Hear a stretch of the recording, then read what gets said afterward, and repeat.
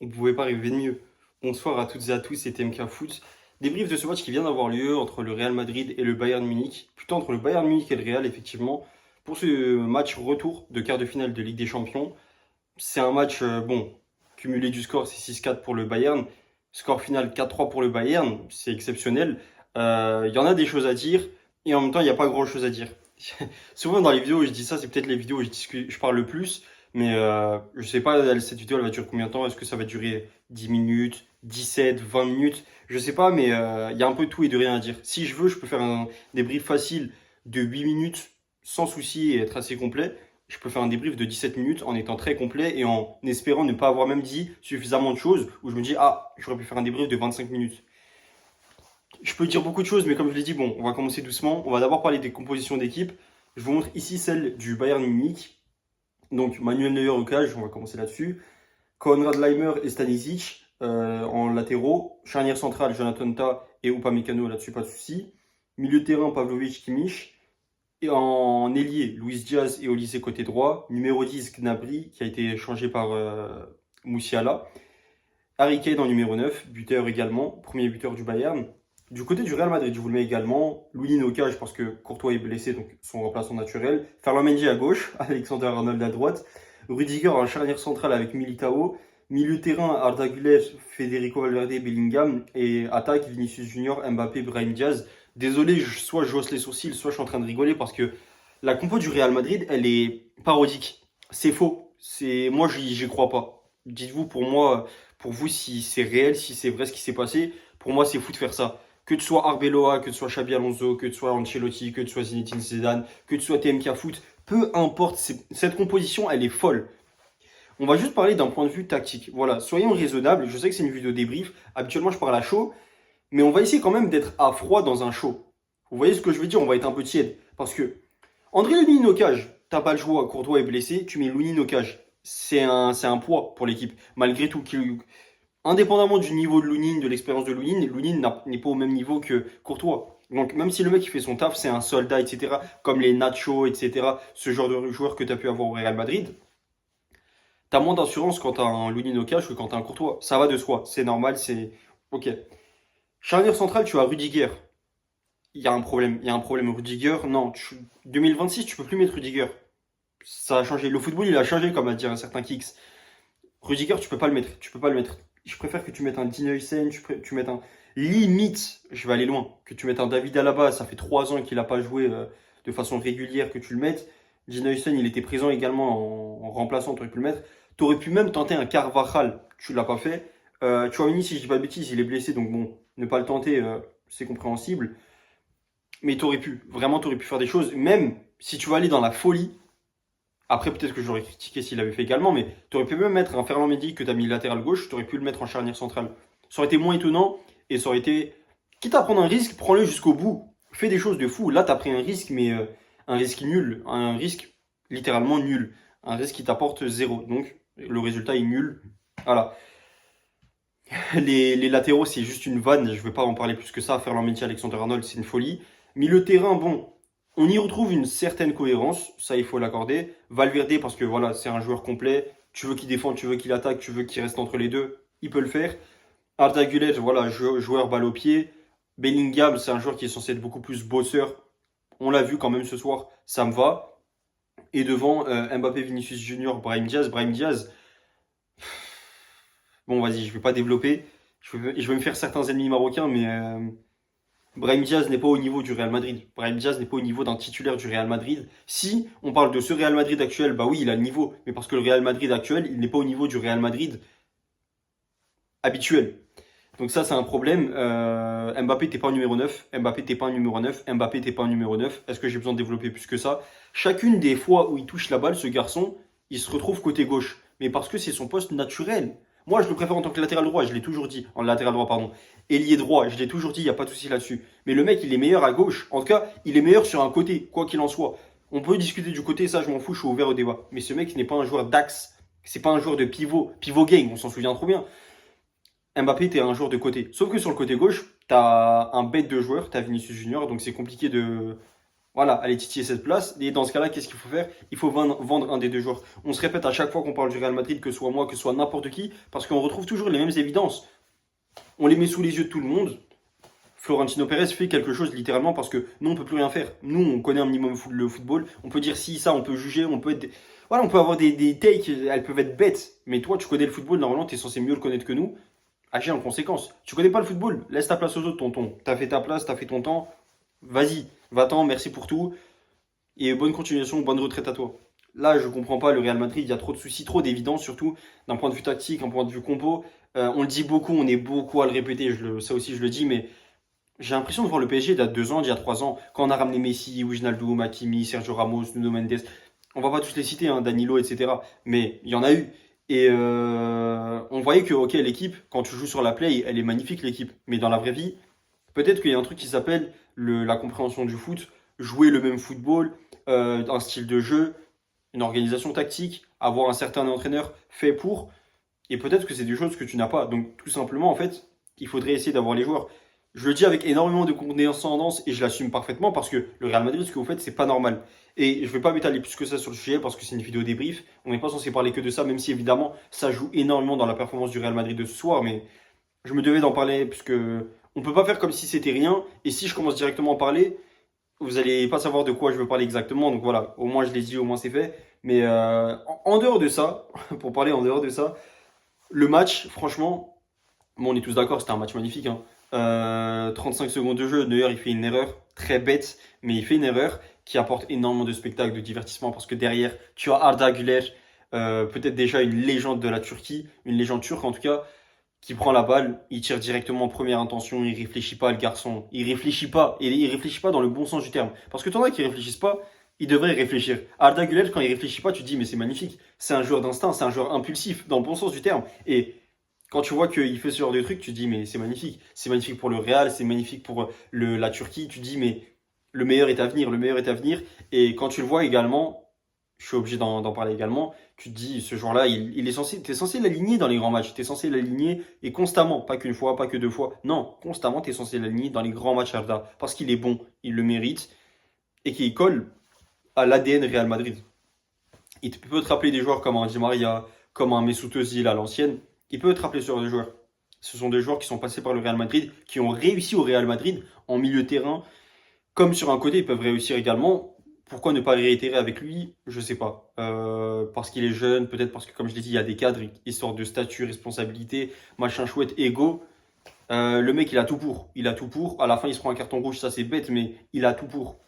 Faut continuer avec lui. Le deuxième but qu'il met également, le coup franc. D'ailleurs, le coup franc, hein, pendant le coup franc, ça m'énervait parce que j'étais là à me dire, mais pourquoi il fait le mec, entre guillemets, trop concentré Asda? Parce que pour moi, il allait pas le mettre. J'étais là, mais on sait très bien, tu vas faire un piqué, tu vas faire une passe. N'essaie pas de faire le mec concentré comme ça. Qu'est-ce qu'il il joue à quoi? Pleine lucarne, il a fermé ma bouche, il a fermé la bouche de tous les Bavarois. Je suis même pas pour le Bayern, hein, mais il a fermé la bouche de tout le monde ce soir. Asda, c'est magnifique. Respect à toi.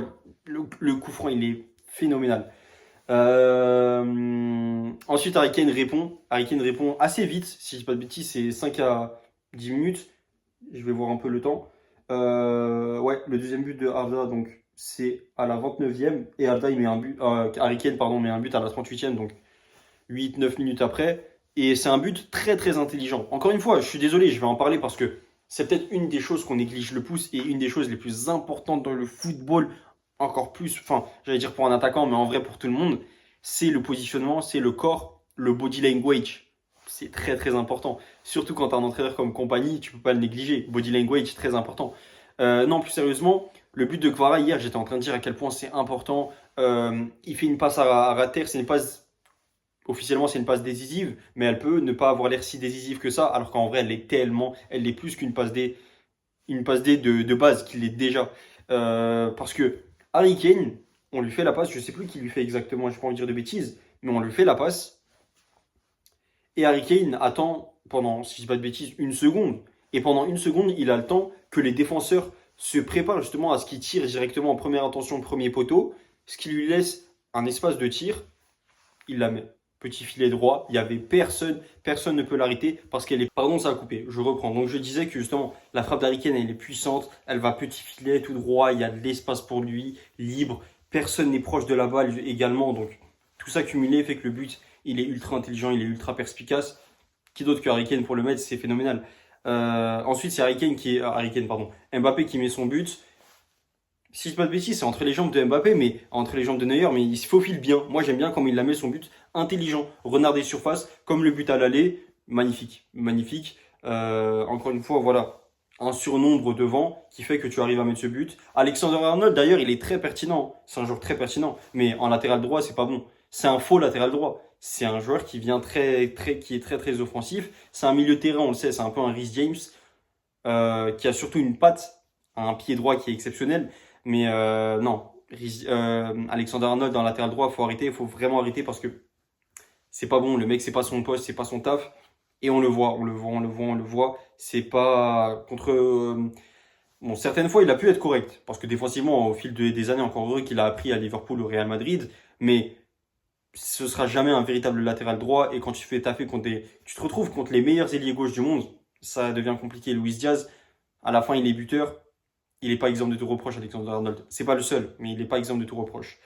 Non, sinon, de façon générale, le match dans son contenu, on va aller un petit peu plus vite. Franchement, le Real Madrid, ils ont haussé leur niveau de jeu. Ils ont défendu, ils ont bien défendu d'ailleurs.